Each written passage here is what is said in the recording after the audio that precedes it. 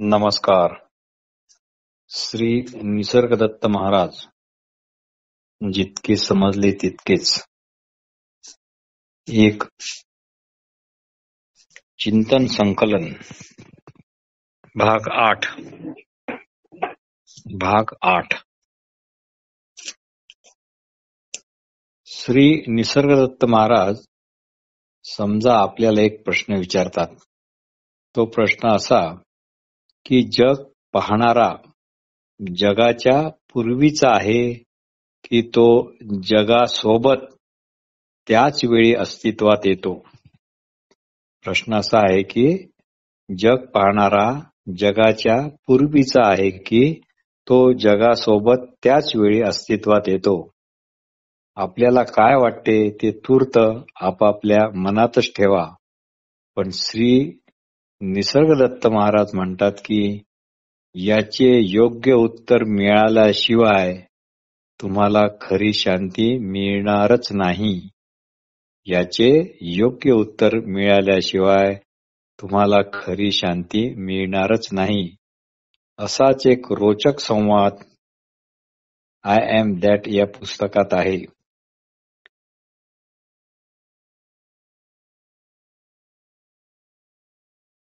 प्रश्नकर्ता म्हणाला, अहो मी जेव्हा सकाळी उठतो तेव्हा जग माझी वाट पाहत ताटकळतच असते.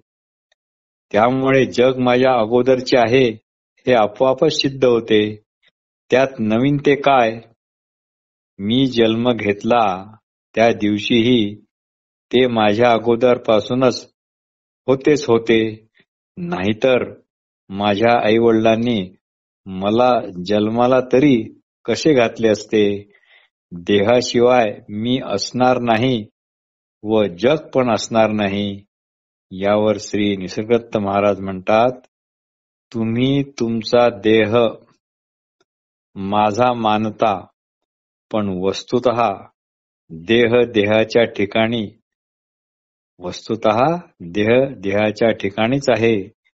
तो फक्त देह आहे, तो कुणाचा असा नाही. देहातील बहुतांशी कर्मे आपोआपच होत असतात. उदाहरणार्थ केस उगवणे, श्वासोश्वास घेणे, रक्ताभिसरण, जखमा भरणे, वाढ होणे, अपानवायू, उदानवायू, समानवायू, व्यानवायू इत्यादी वायूंच्या हालचाली त्या तुम्ही थोडीच करता. तुम्ही फक्त जेवण करू शकता. पुढच्या सर्व क्रिया तुमच्या नकळत तुमच्या हस्तक्षेपाशिवाय नीटपणे चालू राहतात. मग तुम्ही माझा देह कशाच्या आधारावर म्हणता? तुम्ही म्हणाल, माझ्या असण्यामुळे मी तसे म्हणतो. पण असणेपणा तर कुणा व्यक्तीचा नसतो, तो वैयक्तिक कधीच नसतो. तुम्ही यावर म्हणाल की मग ईश्वरी शक्तीमुळे. पण हे असे ईश्वर म्हणणेही तुमची एक कल्पनाच आहे, श्रद्धा आहे, मान्यता आहे, विश्वास आहे. पण त्यापेक्षा तुमची वस्तुस्थिती म्हणजे असलेपणा ही गोष्ट जास्त वास्तव आहे. पण त्यापेक्षा तुमची वस्तुस्थिती म्हणजे तुमचा असलेपणा ही गोष्ट जास्त वास्तव आहे. कारण ईश्वराऐवजी तुम्ही या क्षणी मी आहे असे निश्चितपणे व पुराव्याशिवाय सांगू शकता, तितके ईश्वराविषयी बोलू शकत नाही. प्रश्नकर्ता म्हणाला, तरी पण मला वाटते जग माझ्या अगोदरपासूनचेच आहे व मी या जगात वावरतो. याला मी नकार देऊ शकत नाही. मी आणि माझे हा सर्व व्यवहार केवळ आणि केवळ देहाच्या मध्यस्थीमुळेच चालू आहे. देह आहे म्हणूनच मी पण आहे व देह आहे म्हणूनच जग पण आहे. देहाशिवाय मी असणार नाही व जग पण असणार नाही. यावर श्री निसर्गदत्त महाराज म्हणाले, मी म्हणजे देह व तो माझा आहे हे तुम्ही तसे मानता म्हणूनच आहे. देहाकडून तर काहीच प्रतिसाद नाही. देहात्म बुद्धी तुमच्यात खोल रुतून बसली आहे. पण इतके जरी असले तरी या देहात्म बुद्धीमुळे तुमच्या आहेपणात, तुमच्या असलेपणात काहीही यत्किंचितही फरक पडला नाही, बदल झाला नाही. तुमचे असणेपण हे जणू एखादा माणूस काठावर राहून वाहत्या नदीकडे पाहतो तसे आहे. पण तुमची ही अपरिवर्तनशीलता इतकी आणि इतकी स्पष्ट असूनही तुमच्या ते लक्षात येत नाही, कारण तुम्ही तिकडे लक्षच दिले नाही. याला कारण काय? याचाच शोध घ्या. स्वतःला निरखून पहा. जगात तुम्ही नाही, तुमच्यात जग आहे. जगात तुम्ही नाही, तुमच्यात जग आहे. हे समजणे जरा कठीण आहे, पण याचे उत्तर मिळाल्याशिवाय खरी शांती मिळणारच नाही.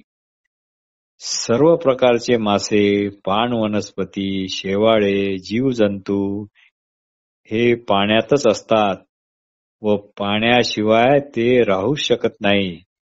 त्याप्रमाणे हे जग तुमच्यातच आहे, तुम्ही या जगात नाही. प्रश्न. यावर प्रश्न असा विचारला गेला, तरी पण जग माझ्या मध्ये कसे असू शकते हे समजतच नाही. तरी पण जग माझ्यामध्ये कसे असू शकते हे समजतच नाही. उलट मी या जगात आहे हे मात्र पटकन समजते.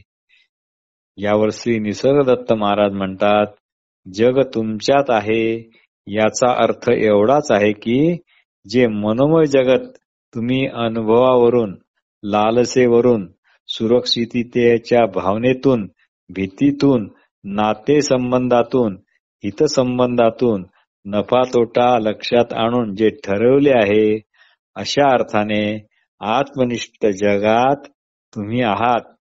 पण या साध्या गोष्टीकडे तुमचे लक्ष नाही. फक्त वरवरच्या जगात तुम्ही असता.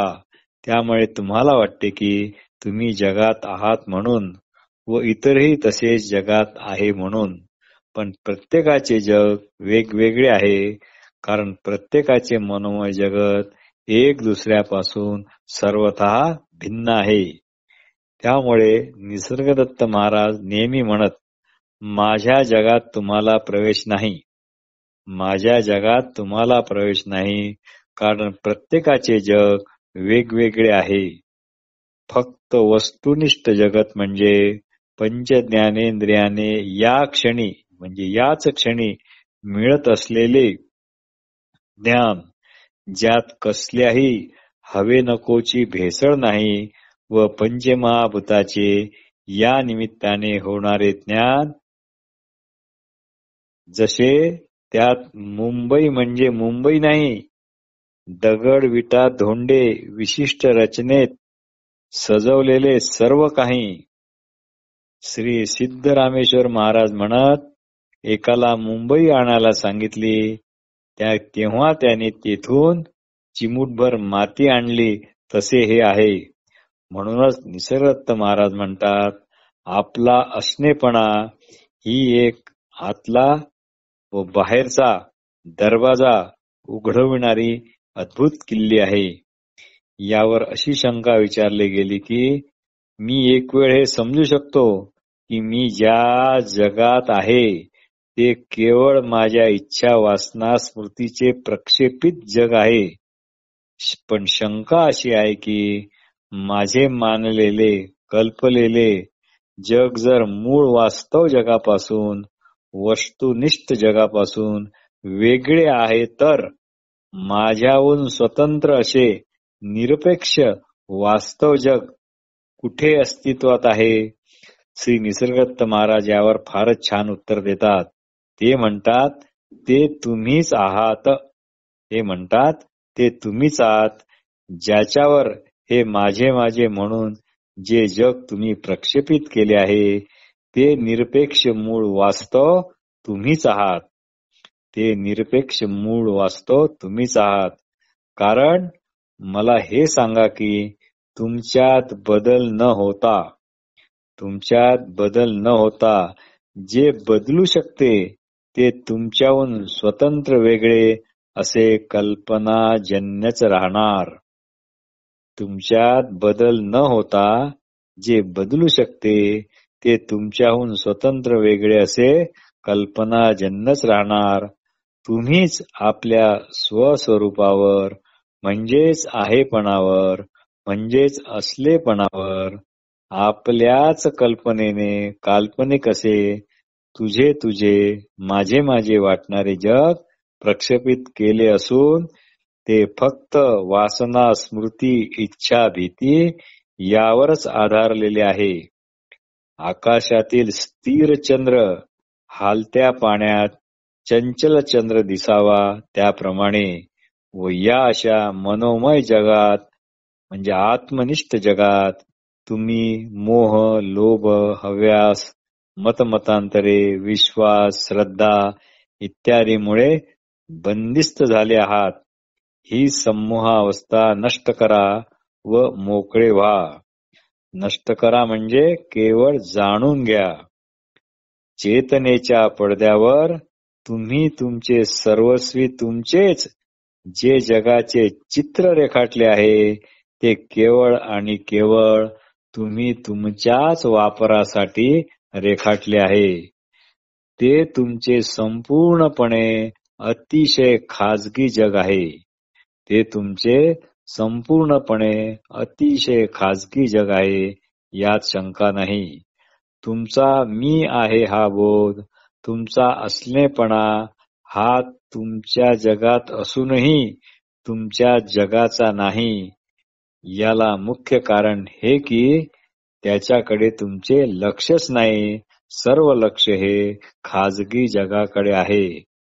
तर्कशास्त्राचा कोणताही वीरपुरुष कोणत्याही प्रयत्नाने तुमचा मी आहे हा बोध किंवा तुमच्या असलेपणाच्या बोधाला मी नाही असा बोध कदापि करू शकणार नाही. किंवा तुमचा असलेपणा हा नसलेपणात तो रूपांतर करू शकत नाही. जेव्हा तुमचेच अस्तित्व नाकाराल तेव्हा या नकारण्यात पण तुमचेच अस्तित्व ठामपणे पाय रोवून व्यक्त होत आहे. हे मात्र नक्की. हे मात्र पक्के लक्षात ठेवा. तुमचे जग तुमच्या स्वतःच्या पूर्वधारणा संस्कार कल्पना विश्वास श्रद्धा हवे नको यावरच आधारित असून ते खाजगीरित्या केवळ तुम्हीच प्रक्षेपित केलेले जग आहे. पण हे मात्र तुम्हाला कळताच तुम्ही त्यातून आश्चर्यकारकरित्या मोकळे होता. कारण हा बोध तुम्हाला तुमच्या केवळ असणेपणात आणतो. त्यामुळे प्रक्षेपित जग हे थोपविलेले आहे हे कळते. त्यामुळे प्रक्षेपित जग हे थोपविलेले आहे चिटकवलेले आहे हे कळते व ते केव्हा निसटून पडते हे पण कळत नाही. कारण तुम्ही कल्पना करता म्हणूनच तुमचे खाजगी जग तयार होते. कारण तुमच्या कल्पनेखेरीज त्या प्रक्षेपित जगाला अस्तित्वच नाही. चित्र कितीही सुंदर अथवा कुरूप असले तरी तुम्हीच ते रेखाटलेले आहे तुम्हीच ते चितारलेले आहे हे कळताच म्हणजे हे लक्षात येताच तुम्ही ते चित्र केव्हाही नाकारू शकता. त्यामुळे आता तुम्हाला ते बंधनात टाकू शकत नाही. ते तुमच्यावर लादू शकणारा तुमच्या शिवाय दुसरा कोणीच नाही. ते तुमच्यावर लादू शकणारा तुमच्याशिवाय दुसरा कुणीच नाही. म्हणून काल्पनिकाला काल्पनिक म्हणून ओळखा काल्पनिकाला काल्पनिक म्हणून जाणा म्हणजे आपोआप तुम्ही मोकळे व्हाल. तणावहीन व्हाल, तणाव रहित व्हाल. हा बघा, हा गालीच्या खाली अंतरलेला आहे. त्यावर प्रकाश पण पडला आहे. गालिच्याचे रंग प्रकाशामुळे व्यक्त झाले आहेत. पण प्रकाश म्हणजे रंग नाही. त्याप्रमाणे जग अर्थात तुमचे खाजगी जग किंवा प्रत्येकाचे खाजगी जग केवळ तुम्ही कल्पना करता म्हणूनच आहे. पण तुम्ही म्हणजे केवळ असणेपणा. तुम्ही जग नाही. जसा प्रकाश म्हणजे रंग नाही, त्याप्रमाणे निसर्गदत्त महाराज इथे मोठे क्रांतिकारक विधान करतात. ते असे, देवाचे किंवा ईश्वराचे अस्तित्व ही प्रमाण तुम्हीच आहात. देवाचे किंवा ईश्वराच्या अस्तित्वाचेही प्रमाण तुम्हीच आहात. तुम्हीच कल्पना करता म्हणून ते आहेत. जे कृष्णमूर्ती यांनी द ट्रॅडिशन अँड रिव्होल्युशन या पुस्तकात गॉड नावाच्या प्रकरणात नेमके हेच सांगितलेले आहे. जिज्ञासूंनी ते अवश्य वाचावे.